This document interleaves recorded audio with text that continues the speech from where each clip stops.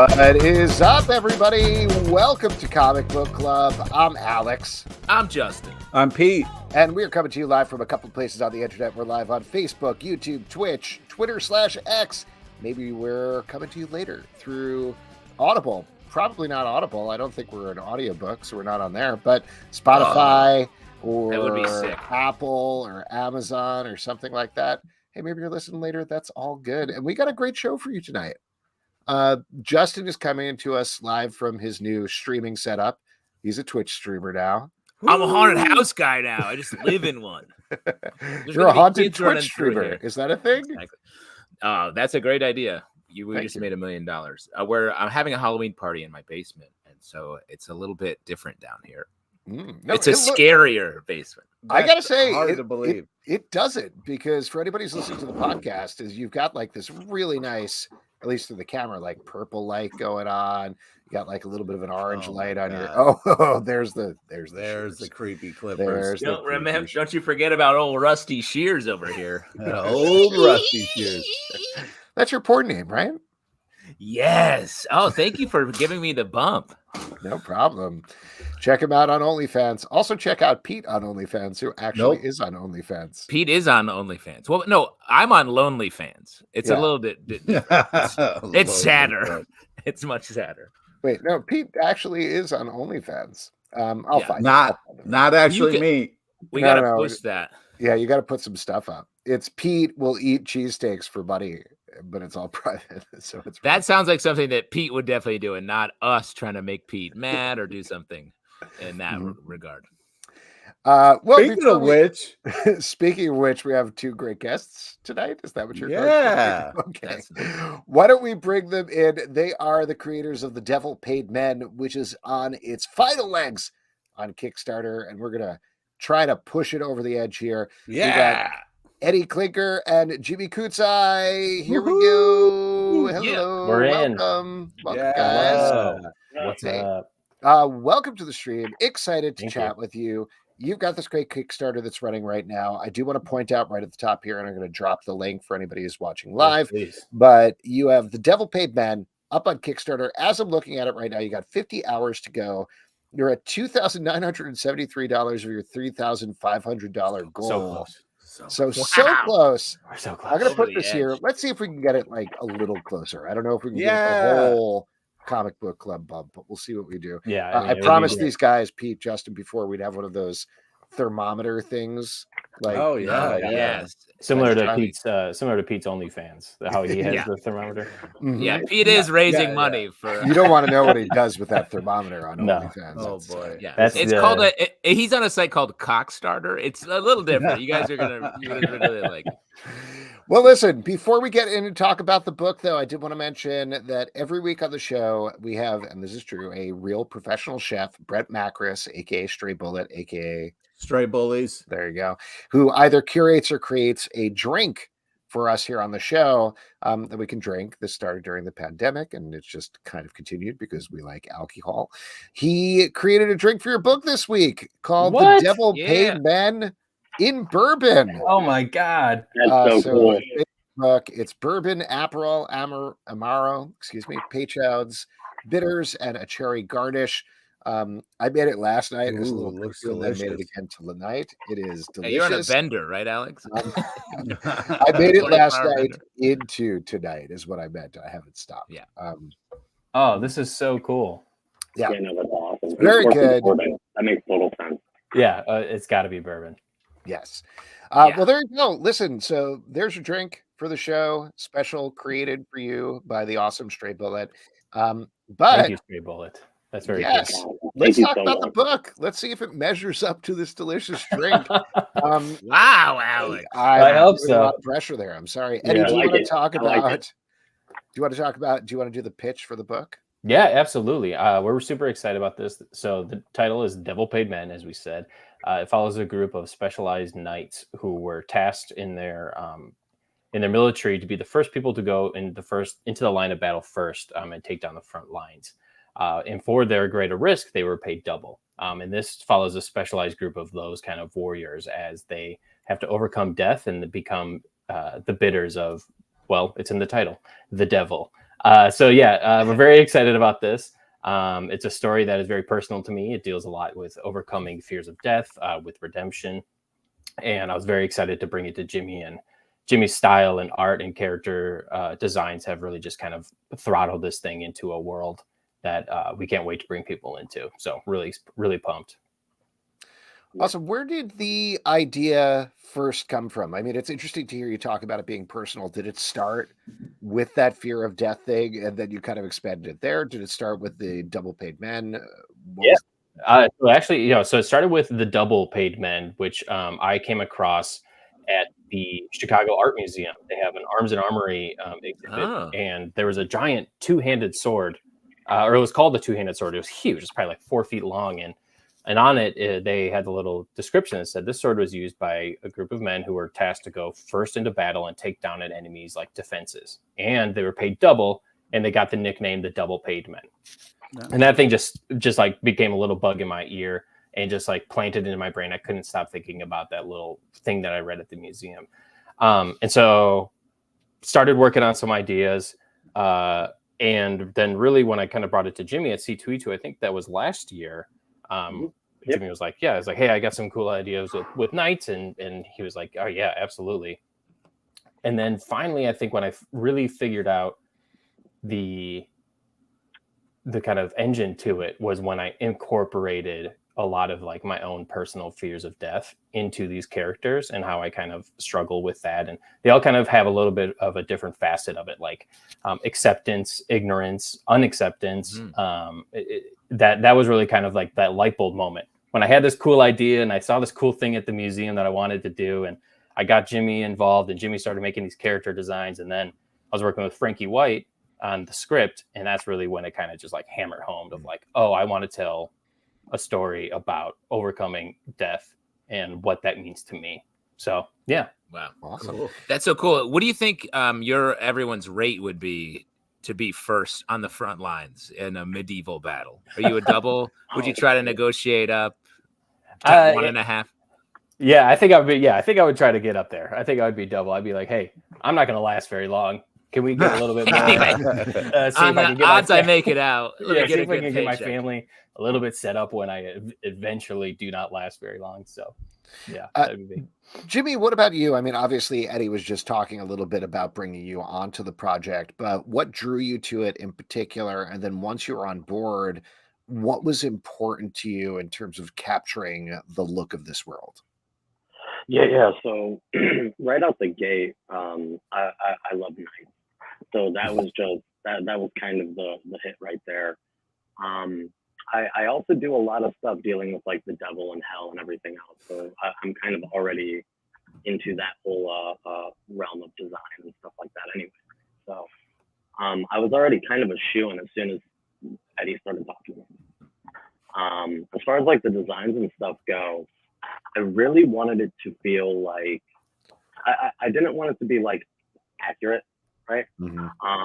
I wanted it to kind of feel like Konami and Capcom meets like Shrek and a Tails Knight all mixed together, right?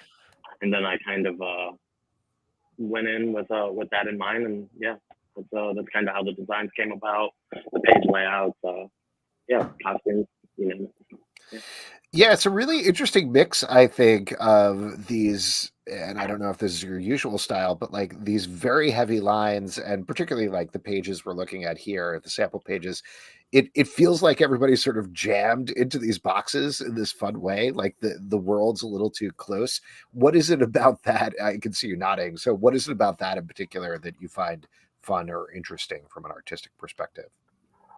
So I really have to give a lot of credit to my colorist, Linda Scott Campbell, for allowing me to kind of get these pages chock full of stuff, right?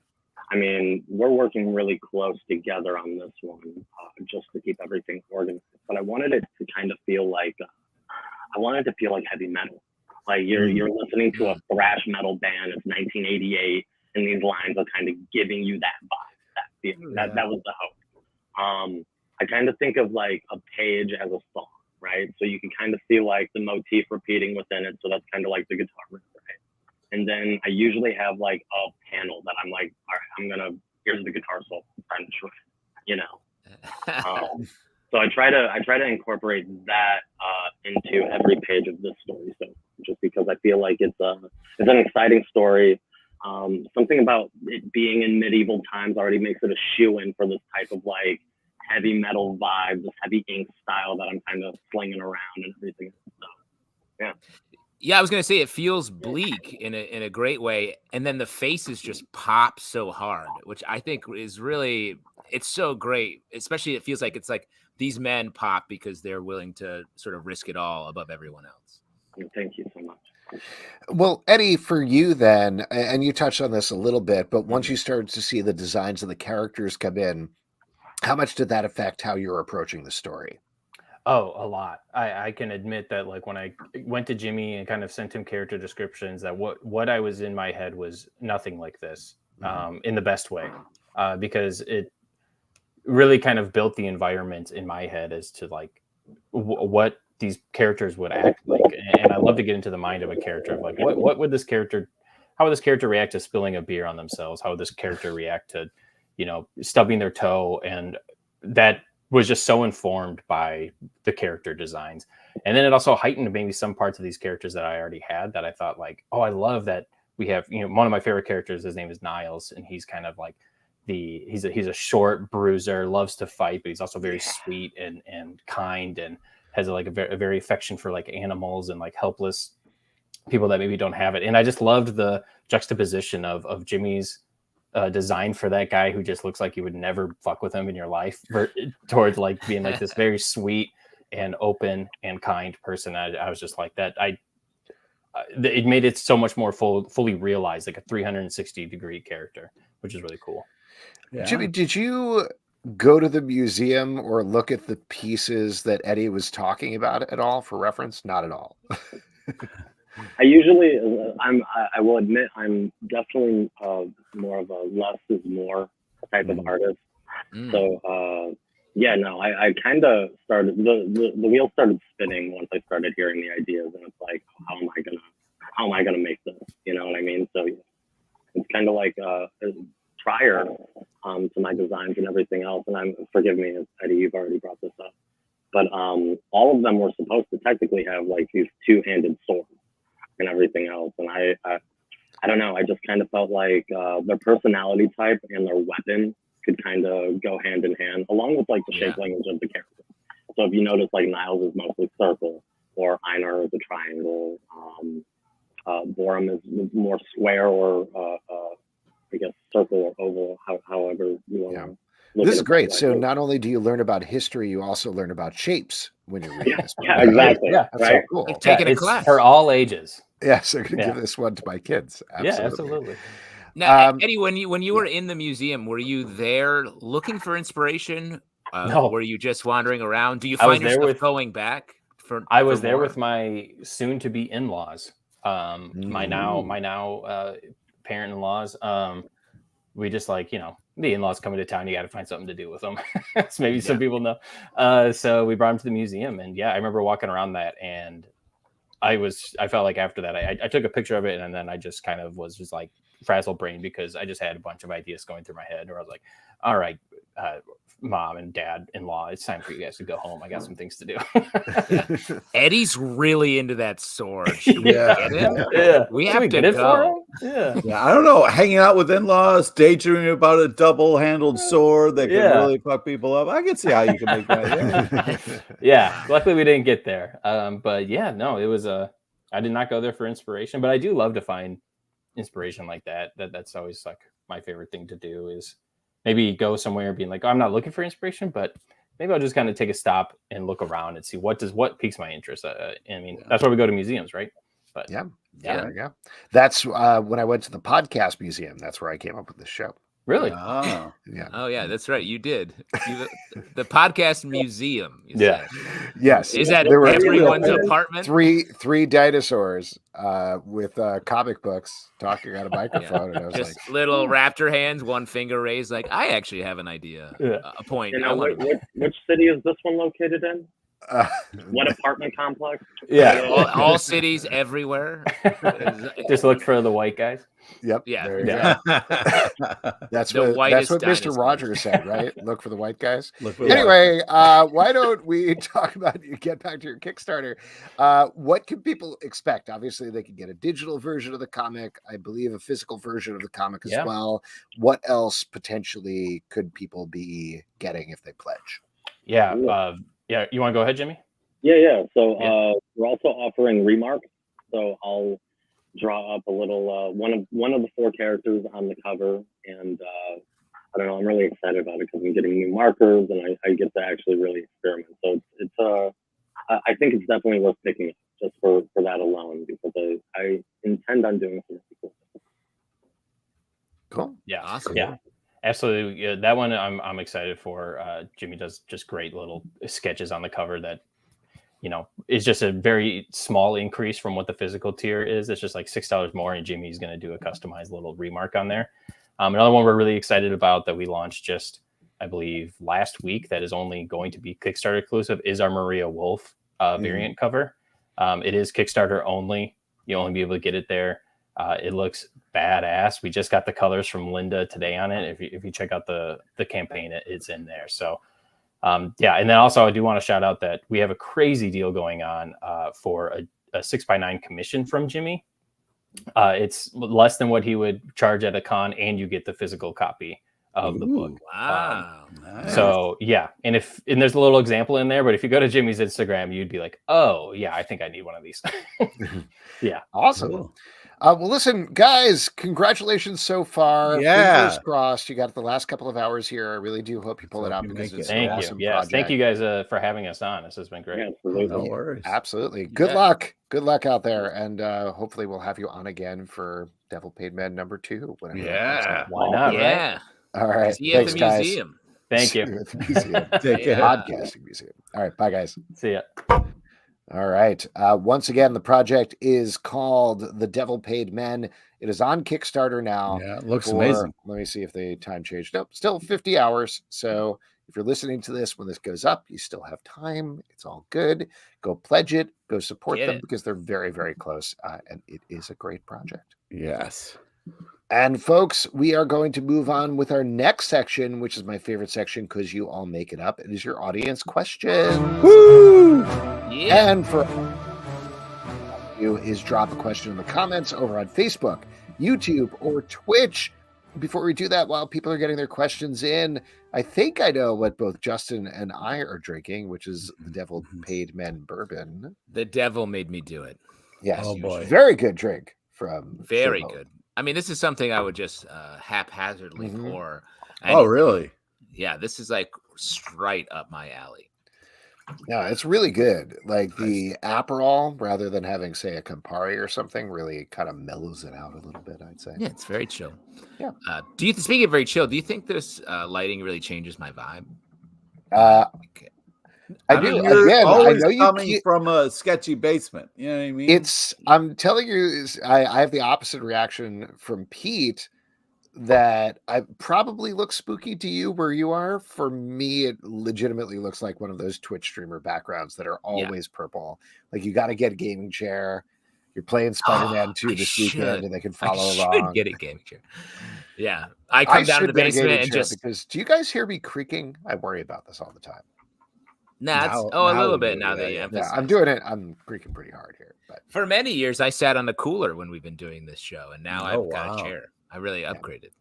So before we get to questions for the audience, though, wait, Pete, what are you drinking? Did you say? Oh yeah, Pete. What? It's the last one of my Stay Golden Pony Boy lager. So join the tall boy. Yeah, nice. So we had a question that was asked in our Patreon Slack, actually, for Justin. The JT is. The JT says, Pete and I ended up taping the Loki podcast for Marvel Vision this week. I was going to say solo, but duo, I guess is the way we did it. And we went in pretty hard on Jonathan Major's performance as Victor Timely in the episode. Positively. No. Very negatively. I listened to the episode. I heard. Oh, you did? Yeah, of course. I always and I just say what I would say in my out loud. I try to interrupt you. It doesn't work when we're not recording. Yeah, much less effective. So the question was, we were really going in on Jonathan Majors' acting in particular in the episode and his acting choices, but the question was, Justin, as a classically trained actor, what you thought about his choices, how he arrived at them. A little more than anybody who's listening. Probably going to talk about spoilers for Loki episode 3. But Justin, what was your take on this? Well, and I won't get into too many spoilers.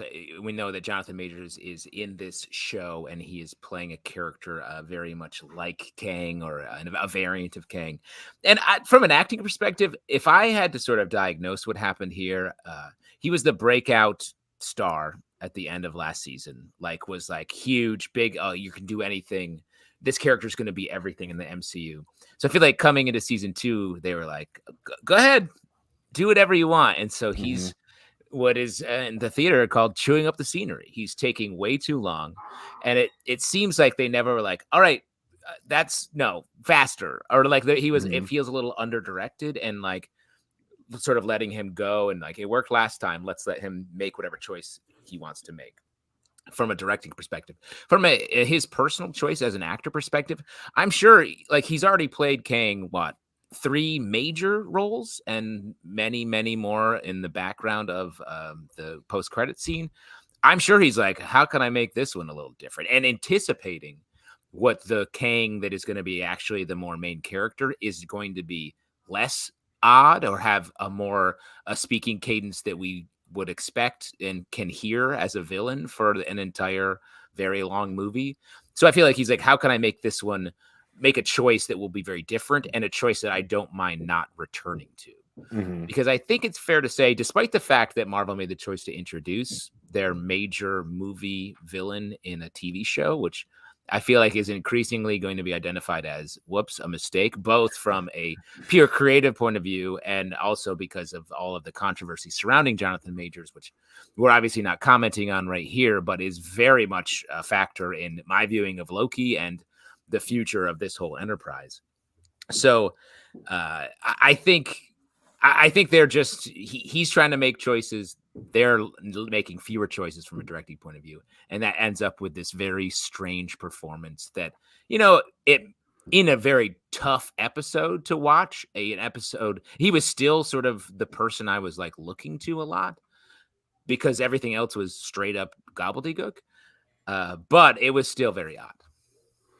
Yeah. And just to kind of shout out to garbage chute droids here. Yeah, the dramatic pausing and the kind of drawn out stuttering was just it was driving you crazy. It was Did you add a dramatic pause there on purpose to show that it is difficult? All right. Very nice. The only thing I wanted to add on, which I think I touched on the podcast a little bit, is I think he just overthought it. It's very clear that it was written as a con man for the episode and supposed to be a fast talking, smooth guy, con man on stage, big showman, Hugh Jackman of the Greatest Showman type thing, or Music Man type thing. Stop saying something man. Or man. Hugh Jack, Music Man. Yeah, Hugh Jackman got bit by a radioactive Jack, and that's how he became. Sorry, are you saying Hugh Jackman or Huge Ackman? Huge Ackman is what I was saying, yes.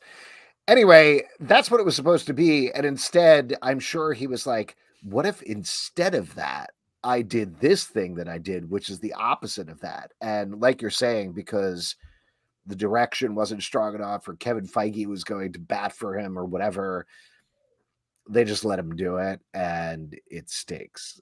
Well, and I wonder what the writer's intention was there. If it was a fast talking con man, which is, sort of a cliche. Maybe that's, I don't know if I would prefer that choice because that would feel a little okay, I have seen here's yes, I agree with you that it would have been a cliche choice, but at the same time, it would have been more fun to watch.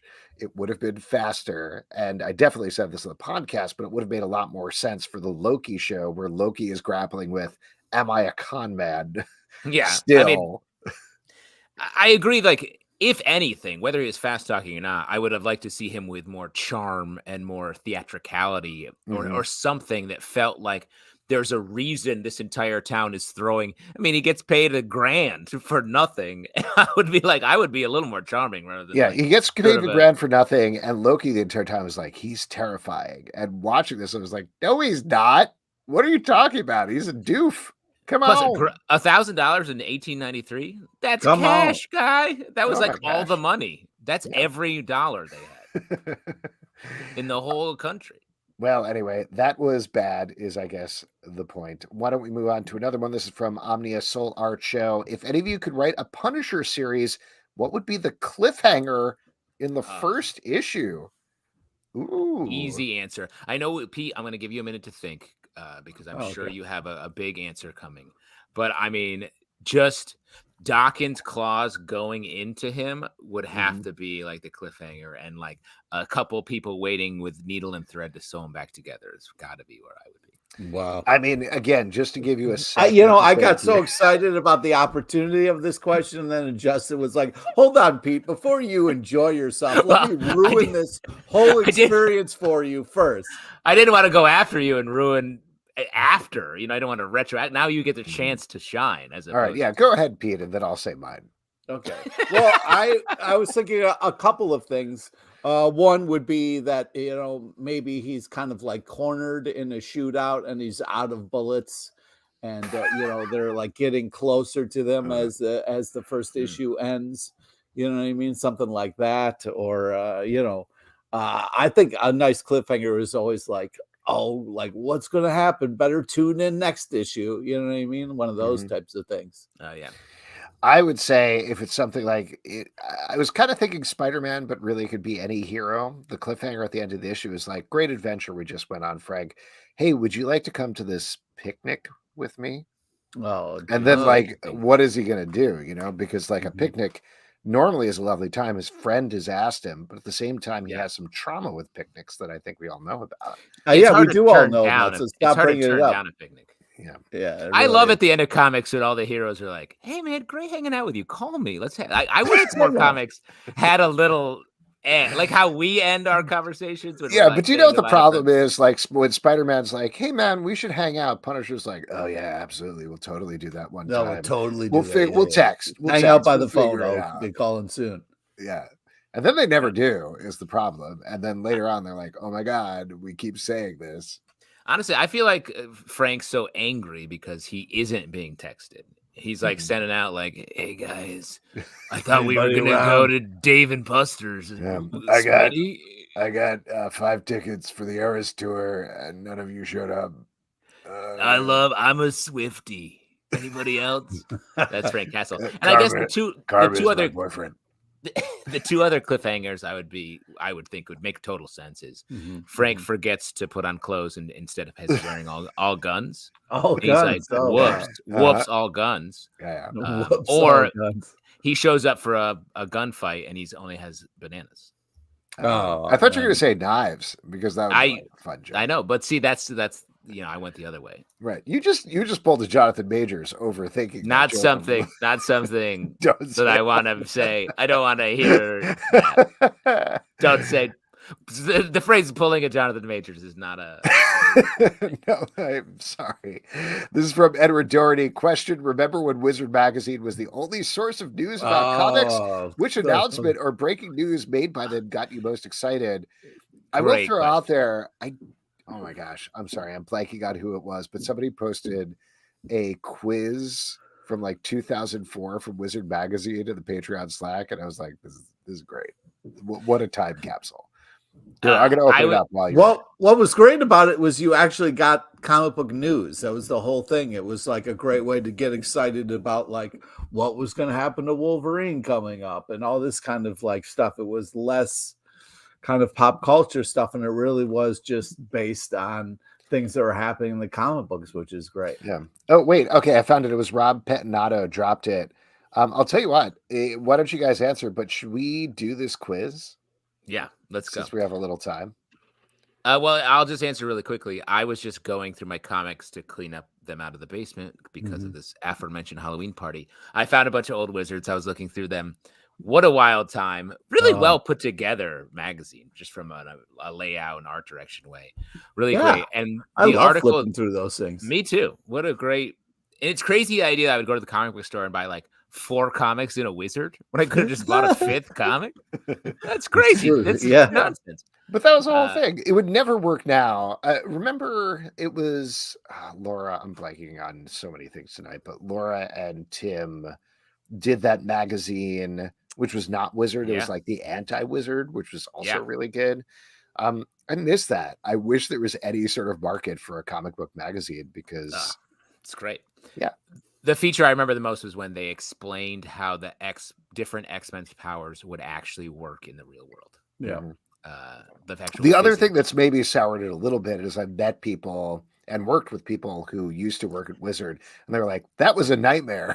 Was an absolute Anyone nightmare. I know who worked at Wizard was like, "That was literally hell." I couldn't be less happy at a job. I was like, "Really?" Well, that said, since Rob Bettinato posted this Wizard, the 8th annual Wizard Fan Awards from 2001. Should we do this? Should we talk about this? Yeah, we can argue about this. I think this will be. I think Pablo wants to take the quiz. All right, here we go. Favorite writer: Brian Michael Bendis, Paul Jenkins, Grant Morrison, Kevin Smith, J. Michael Straczynski, or write it. Wow. Paul Jenkins. Yeah. Deep up. And that's for Wolverine Origin and Universe, which I, for the life of me, cannot remember. Don't remember that. I mean, I would say Bendis, but that feels a little maybe even early in Bendis's. Bendis's ride. I think Grant. I'm gonna write in. I think Grant. I would say Grant's got it.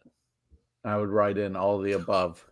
Wait, are we just taking it and putting our personal preference, or is there a correct answer? No. It's voting, and the voting is due by March 1st, 2002. So we got time. We got time. No. It says on the bottom here, step on it. Deadline is March 1st, 2002. Okay. Favorite penciler: Adam Kubert, Andy Kubert, brother against brother. Ed McGuinness, Frank Quitely, or Tim Sale. Oh my God. There's right in for all of these, by the way. So I'll stop saying that. I mean, Tim Sale. I mean, that was Tim Sale's time. Yeah, Tim Sale and Frank Quitely. Frank Quitely continued on, but this was like Tim Sale's heyday. But Tim Sale, they put down Daredevil Yellow, which is like maybe not the best. Tailing off. His art's still great, though. The story of that is not the best. But I'm gonna say art's unbelievable on that. The stuff they list there. I'm sorry, I can read this stuff off if it's going to make it easier. But Andy Kubert, they list Wolverine Origin. Yeah, that was and great. Frank Quitely is New X-Men, and those. Yeah, I don't know. I'd go Frank Quitely over there, especially with Grant on there. Like Grant's New X-Men was like mind blowing. Then I feel like everyone has used their style since then, but that was such a vibe. And same with Quitely's art on that. This is an interesting one. Favorite breakout talent: Caldwell, Phil Jimenez, Jeff Johns. Wow. This is, by the way, Jeff Johns. They list JSA, so this is like the beginning of his career. Fresh. Yeah. Greg Land or Peter Milligan. Ooh, Peter Milligan. Greg Land probably not going to get that hit. I mean, I don't know what to say. That's a hard question. I guess it would have to be Jeff Johns. Yeah, I think it's between Jeff and Phil Jimenez for me. But Jimenez, Jeff's JSA, particularly when he took it solo off of James Robinson, so good. Yeah. Favorite inker: Danny Mickey, Mark Morales, Jimmy Palmiotti, Art Thibert, or Tim Townsend. Oh, wow. Can you list the projects? Yeah, sure. So Danny Mickey is Ghost Rider. Mark Morales is Uncanny X-Men. Jimmy Palmiotti is Fury. Art Thibert is Ultimate Spider-Man. And Tim Townsend is New X-Men. Yeah. I'm gonna give it to Jimmy. We like Jimmy. Jimmy's great. We do like Jimmy. Tells a hell of a story, that guy. Yes, he does. Oh my gosh, there's so many of these. Cut me off if you want to stop at any point, or I can skip them. But favorite painter: Dave Johnson, Joe Jusko, Joseph Michael Linsner, David Mack, or Alex Ross. Oh wow! Well, I would give it up to the most famous, but David Mack, I would give it up from David Mack. Joe Jusko, that's a name I haven't heard in a long time. Yeah, Dave Johnson is for 100 Bullets, which is dude, that was so good. And Alex 100 Ross, of Bullets was course, great. but David Mack for Daredevil is what they list. Like, Can't beat that. That is an epic run. Yeah, that is an favorite epic run. colorist, Laura Depew for J. Yes. Andrews, Richard Eisenoff for Wolverine Origin, Dan Kemp and Avalon for Amazing Spider-Man, Liquid Graphics for Uncanny X-Men, and Jonathan D. Smith for Tomb Raider and Universe. I'd say Richard Eisenoff, personally. Yeah, I'm with you there. Yeah. Favorite letterer, Chris Eliopoulos, Todd Klein, Dave Lanphier, Ken Lopez, Richard Starkings, and Comic Craft. Oh, wow. Wow, Comic Craft's been really rocking it. Yeah. All those folks are still working. I love Chris Eliopoulos just as a person, whatever, but I feel like Richard Starkings and Comic Craft at the time, that was the one I was like, oh, they're lettering this. Yeah. I know what that means. Favorite editor, Axel Alonso for the Spider-Man books, Eddie Berganza for the Superman books. Absolutely not. He was excommunicated for abusing people. Renee Gerlings for Witchblade, Stuart Moore for the Marvel Knights books, and Bob Schreck for Batman books. And he's related to Shrek, so that's pretty cool. So that's pretty huge. I don't know. Marvel Knights. Marvel Knights was great. I love Marvel Knights. That's a good. I would shout there. And Stuart Moore, good guy. Let's give it to him. Favorite hero: Daredevil, Green Arrow, Punisher, Spider-Man, or Superman? Punisher. What era is Green Arrow on the favorite hero list? This is like from Kevin Smith. Kevin Smith's run. Yeah, I was going to say, which is interesting. It's artistically referenced in this week's Green Arrow. Yes, it is. It is. Yeah. So shouts to that. But I think Spider-Man is the ultimate Spider-Man era. That's what they list. And I feel like you got to give it to that. Or maybe Daredevil. I don't know. I'm torn. Punisher all day. I would say Daredevil. This Daredevil era was, with David Mack doing the art, was the best. Yeah. Just that's Echo, introduction of Echo. That storyline is so good. Wow, that was cool.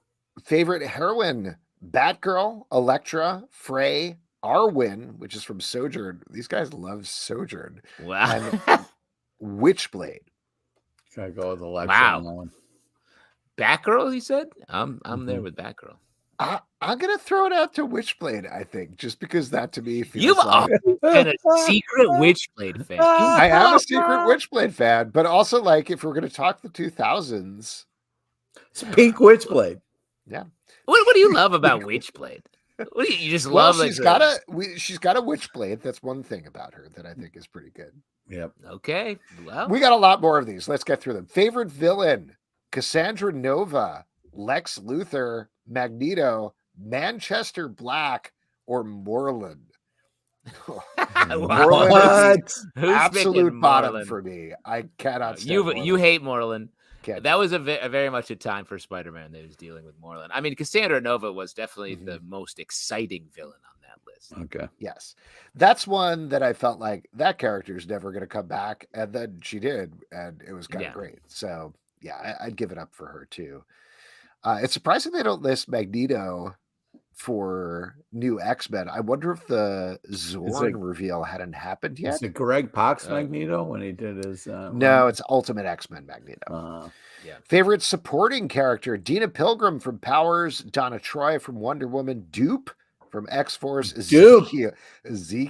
Stop the list right there. You said it. I agree. Wait, hold on. Mary Jane Watson from Ultimate Spider-Man. Dupe. Mary Jane. Dupe's a fake. Dupe's a fad. No, get out of here, Dupe. You didn't do shit. Forever. Boo. No. Dupe is a rehashed Slimer. Dupe's a rehashed Slimer, and you know it. Absolutely. And he didn't do much. No. Go fuck yourself. Favorite ongoing series: G.I. Joe, Green Arrow, New X-Men, Ultimate Spider-Man, or Ultimate X-Men? G.I. Joe. What are you talking about? In 2001? I don't know. New X-Men. I know we've been... New X-Men. New X-Men, I feel like you could trace a line between the New X-Men era and the Hickman-Krakoa era. Absolutely.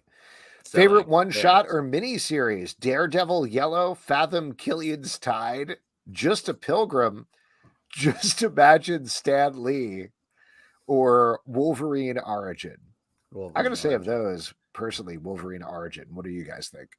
I mean, I don't really I think I would Daredevil have to was go also- Daredevil yeah. Yellow. Like Okay. Wolverine Origin was fine, but that was more Yeah. about the fact of it as opposed to the series. I thought was sort of a wander. Mhm. And Daredevil Yellow wasn't the best of the Loeb Sale collaborations, but it was still cool. I think. Favorite publisher? We're getting towards the end here. We just have 4 more. Favorite publisher: Cross Gen Comics, Dark Horse Comics, DC Comics, Marvel Comics, or Top Cow Productions? Whoa, wow. Wow, no Straight Image on there. That's Yeah. interesting. I Wizard don't know. Magazine. What are What we are you doing? doing? Gotta say Marvel or DC, right? Yeah, I think this was a Marvel time right now. I don't know. Dark Horse must have been doing some. Dark Horse is great. I Did a lot like of great Dark stuff. Horse. I think just based on the rest of this poll, I'm going to go with Marvel though. But favorite comic merchandise: Batman Vengeance from Ubisoft, Hellboy Nodder from Hourglass Studios, Juggernaut mini bust from Bowen Designs, Optimus Prime mini bust from Hard Hero Enterprises, or Spider-Man 2 Enter Electro from Activision. We're in too deep here. by I'm the going to way. say none of Optimus these. Prime. Absolutely none of these. Yeah. Optimus Prime. Optimus Prime mini bust. All right, fair enough. Favorite comic, TV, or movie project? Oh my God. Blade. this is Tell gonna me be about good. Blade's on there. What a dark time we're in. Jay and Silent Bob Strike Back. Yo. Justice League, which I guess is the cartoon, probably. Yeah, has to be. Okay, And that was Smallville, Witchblade, or X-Men Evolution. Justice League. Justice League, yeah. Justice League. No contest. And here we go. Last one. Comics greatest moment of 2001. I'm sorry. Wolverine waxes Magneto from Ultimate X-Men number 6. Waxes means kill, or is that like Yeah. a hair thing? I'm not 100% sure. Wolverine pops Nair. claws for the first time in Wolverine Origin number 2. I remember that. Superman defeats the Elite from Action Comics number 775. Peter Parker reveals he's Spider-Man to Mary Jane in Ultimate Spider-Man 13. And Professor X shoots Cassandra Nova in New X-Men 115. Hoo-wee! That's an Wow. easy one. I'm sorry. Peter Yeah, Parker Peter reveals he's Parker. to Mary Jane. No, the first That issue with it's just Peter and Mary Jane sitting there and talking in his bedroom about him being Spider-Man is iconic. That was like they had been playing for the trade. This is one that was played for the issue. It was Brian Michael Bendis doing what he does best, which is dialogue. conversation. Fantastic. Great issue. Great issue. Agree. That's the pick. I would also give a shout out to Professor X shooting Cassandra Nova, which I was like, when that happened, I was like, yo, this guy. Professor Oh, X is a piece of all right. garbage. It's very funny that I feel like you started to hate Cyclops over the years, and now that's spread to Professor X, and now you hate them both, and they're in the same weird bucket for you. Yep. Hilarious. You hate leadership. Well, listen, that was very fun. Thank you, Robert Pettinato, for dropping that in the Slack. Yeah. And that is it. There's no more room for quizzes on We this should show. just do more quizzes. I feel like we should do more quizzes. I guess we can move on then with our trivia section. Ooh, this is the part we get back Trivia. to the lovely yeah. audience. It's an opportunity to win $25 free dollars to Midtown Comics Online or Long John Silver's for some reason. We just need a brave volunteer, a first hand up, Stray Bullets. If you want to just do regular trivia, we don't have any secret quizzes, but we do. we got Pablo. Oh, I turned that off too quick. Sorry about that. That's all right. Yeah, we got Stray Bullet says, I want to take the secret quiz. Oh, Mr. Coach Walker on Mr. Coach Walker on Twitch. Yeah. Let's have Mr. Coach get it going. yeah, this is new blood. New blood. All right, Mr. Coach Walker, you got it. Here, I'm going to type this in. Mr. Coach Walker. All right. Mr. Coach Walker says it's lonely over here on Twitch. It is. It's lonely on. It's only on Twitch. Just drop your answers in. That's why I'm going with more of a Twitch vibe here. I'm trying to hype our Twitch. Purple, Nice. I purple all appreciate that. day. Yeah, and after this, you're playing Minecraft for 6 hours, right? That's right. That's right. All right, today's trivia is on some fun comic book facts and a small nod to the legend Suzanne Summers, R.I.P. to the Thigh Master herself. Here we go. Listen to all three options before making your selection. All right, here we go. Question number 1.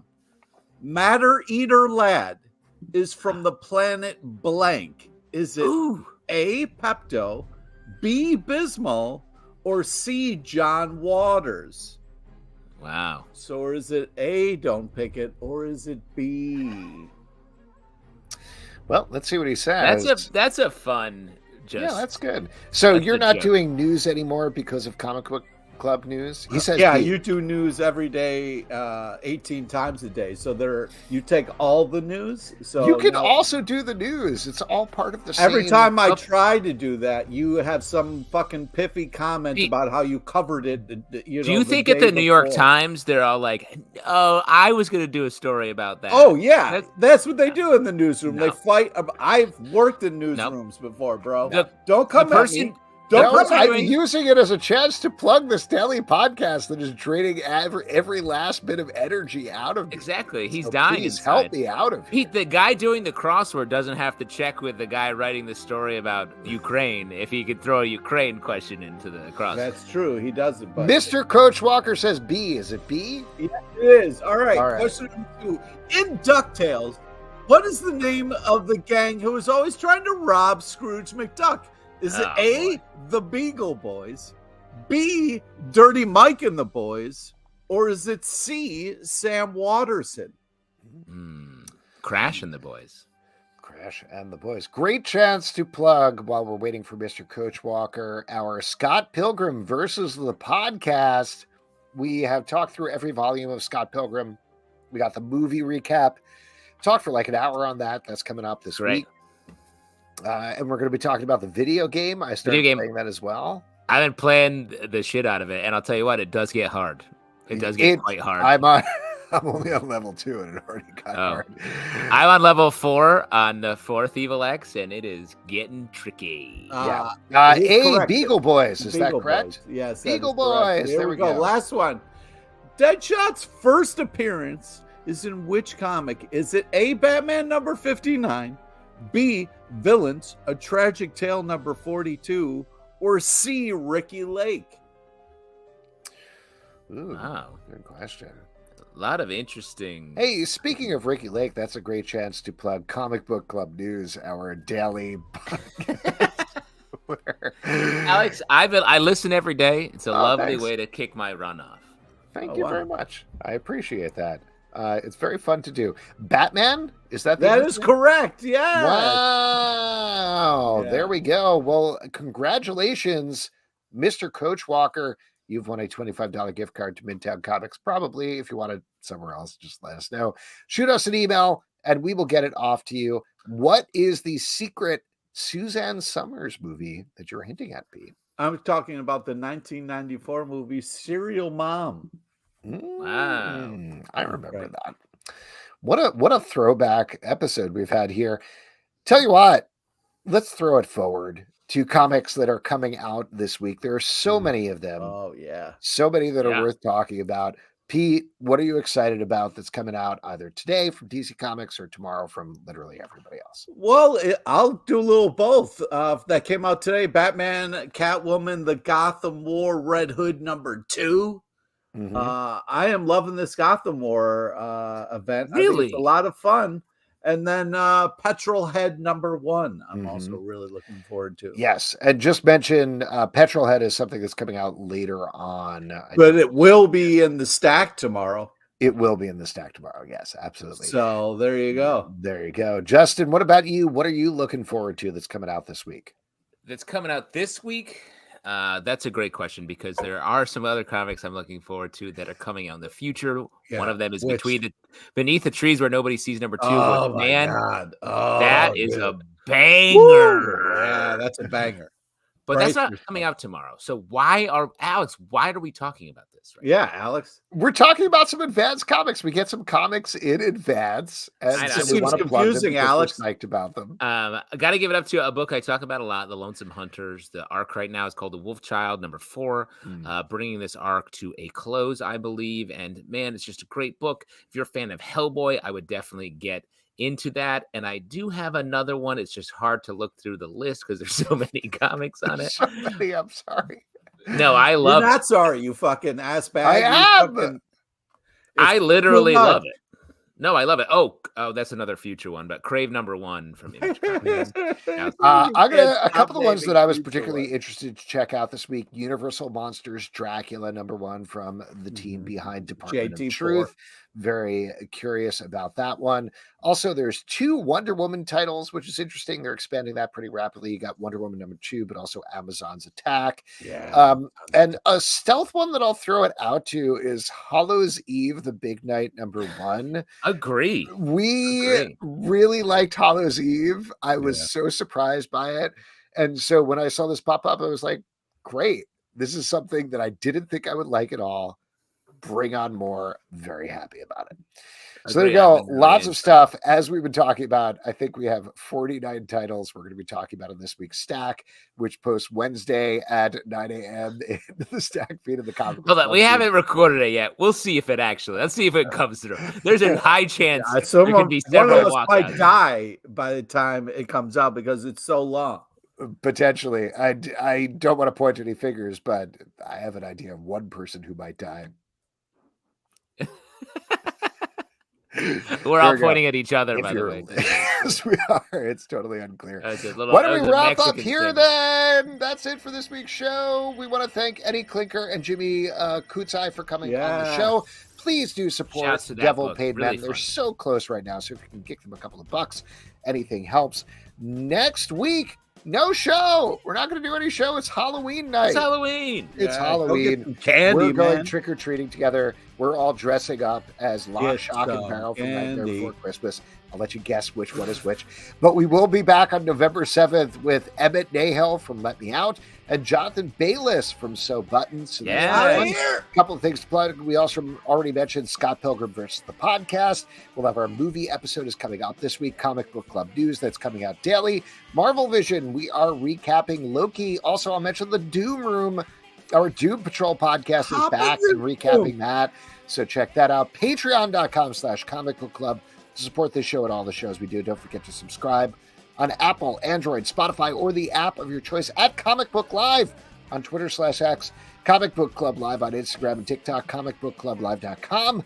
For this podcast and many more, until next time, we'll see you at the Comic Book Club.